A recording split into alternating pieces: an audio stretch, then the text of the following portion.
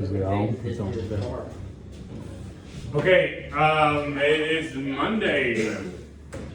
Good to see everybody here. We look like we're short a couple, but it is what it is. We'll figure it out. Today's ToolboxTalk is the letter K. The letter K. Last week we talked about J and basically went over jobs, kind of what's all involved in jobs, what's all things that we should kind of keep an eye on as far as sales to project startup to project completion. One of the weakest points that we're still working on is when a job is done. Okay, we have several jobs that we're going to try to get done today that have been very, very long drawn out jobs for one reason or other. Sometimes it's because the material wasn't there, sometimes because the detail got missed. But a job is not done till the customer has signed off on it. The tools and equipment have been cleaned, put back in the shop, and we have, got a good rating. Okay. Knowledge is the only K word I can think of right offhand as far as for today. And knowledge is something. Knowledge is something that is going to separate the hourly wage worker from the laborer. It's also going to separate the skill-based worker from the unlaborer. Knowledge is going to be what helps you be more efficient.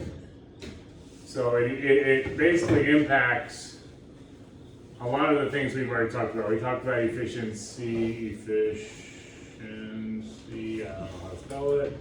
I already spelled it. It impacts efficiency, productivity, it impacts your pay because, as you know more, then you're worth more, because your knowledge is something where we don't have to be training you, we don't have to be putting more time into, instead of you just doing your own thing, getting stuff done, okay? So what I want to talk about, in order to get to that knowledge, we have several different things. Right? Obviously, we're doing toolbox talks to try to talk about some things. This is what I do when I am trying to understand something. Knowledge. I spelled it right the first time. How do you spell knowledge? L-E-G-E or O-Y. However we had it last time. Knowledge, I think? Yeah. Knowledge, okay. So what I do, if I don't know something, YouTube. YouTube is number one when it comes to knowledge, okay? So if I go to a job site, I've sold a specific kind of carpet tile square or a specific kind of trim that I haven't done very much, I'm going to instantly YouTube, watch some videos, because there will be a video on that specific thing. YouTube's got everything, so I'm going to YouTube it first. My second kind of way I'm getting knowledge is I'm going to call somebody who I know is an expert. Call an expert. Okay, this is where it gets tricky, because you can call somebody like, I'm not going to mention names, but they start with J, who has probably done something, and he'll tell you what he would do, okay, or what she would do. And that might work, but there's a decent chance it's wrong, or that it's not the correct industry standard way of doing it. So you want to talk to somebody who hasn't done something one time. You want to, if I'm doing a plumbing problem, or if I have an issue with plumbing, my call is to somebody I know they've done this thousands of times, okay? I'm not calling somebody who's only done it once when I'm trying to understand something, because what knowledge is information, okay? So knowledge is information, okay? Information is basically an encyclopedia. It's a book. It is math, whatever you want to say, because it's going to be correct. It's what we're trying to get is how to use that information. And so knowledge in itself doesn't make you smart. Knowledge in itself doesn't make you a good worker. It's experience that you need. So talking to an expert, whether it's me, whether it's a lead guy, and them explaining to you the process is going to be an important part of knowledge, okay? So YouTube, call an expert, and then the other way of that most of us guys learn is hands-on, okay? So this can be dangerous, it can be good, it can be bad, but a lot of us learn better by doing, okay? So I tell Noah, hey look, I want you to go ahead and put this LVP flooring down, do these three things, okay? And when I tell him that, he's gonna start doing it and he's gonna run into something that a skilled person would already know. Like you gotta wiggle it, or you gotta shift it a little bit, you gotta make sure there's no junk in the groove, whatever it might be. And it's not gonna work, and he's gonna be like, this needs to be wiggled. And then he's gonna understand it and he'll learn, by doing. The issue with hands-on learning is there's probably gonna be mistakes and readers. So it's not super efficient. Having somebody do something, you gotta have a plan to be able to help fix it.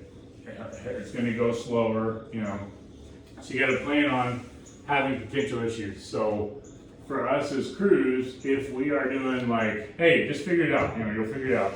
Then what I'd be hoping is you're gonna do something, check. Do something, check. Do something, have a foreman look at it, make sure. Do something so you're gonna have a lot of communication back and forth just as you're getting the hang of it.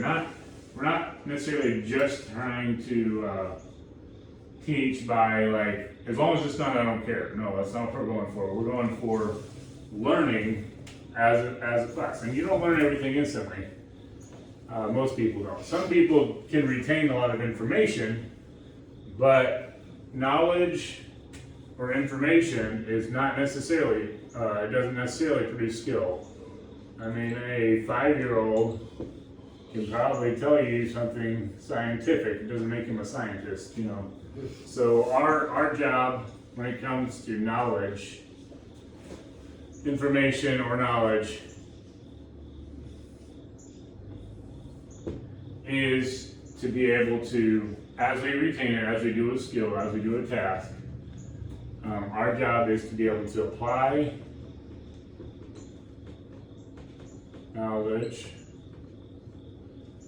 or what we know properly, okay? And there's certain things that will always be an industry standard.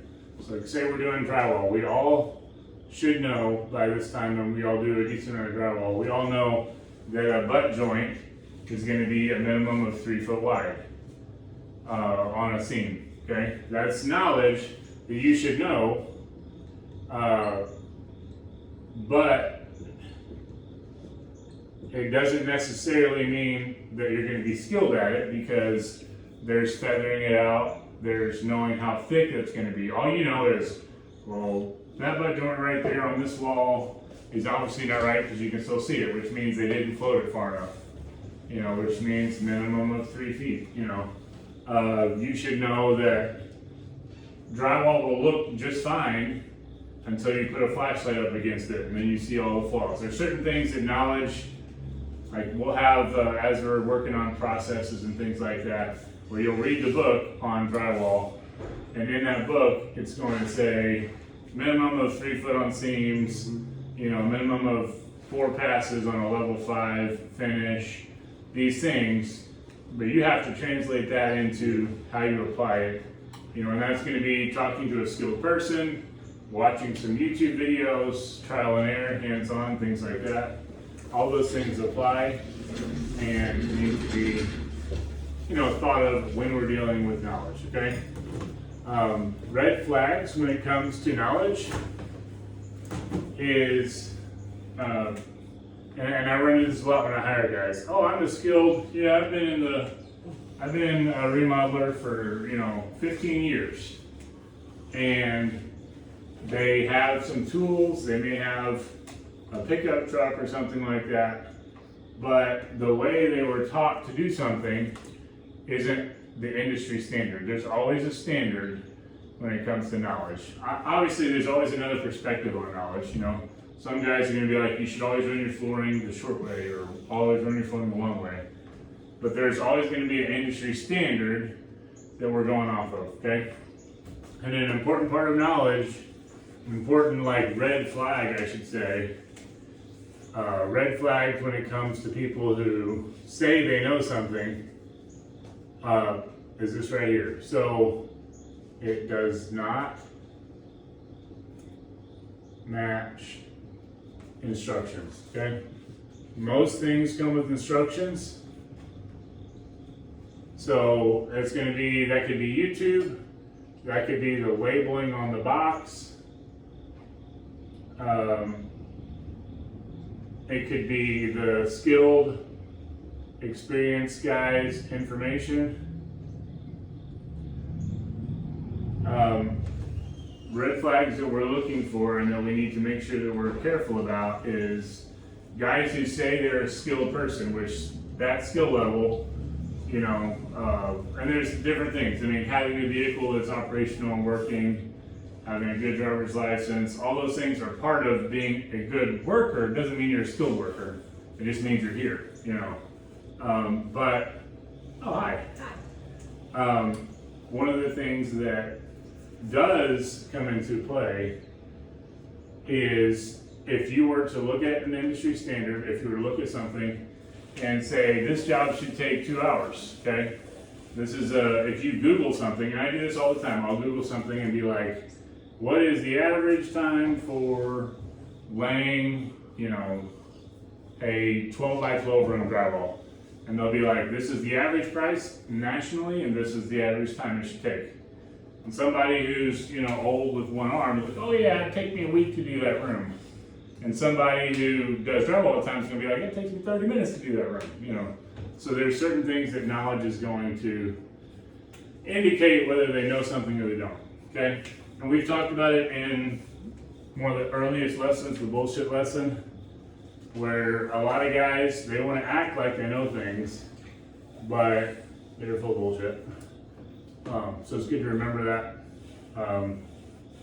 Overall, K is the word of the day. Knowledge is something that everybody needs to have. It'll increase your pay when you combine it with, the other things that apply. And it's important for us all to be growing. If you don't know something, YouTube, instructions, hands-on, talk to somebody who knows. There's no wrong questions when you're doing those things. It should always apply, okay? All right, 6.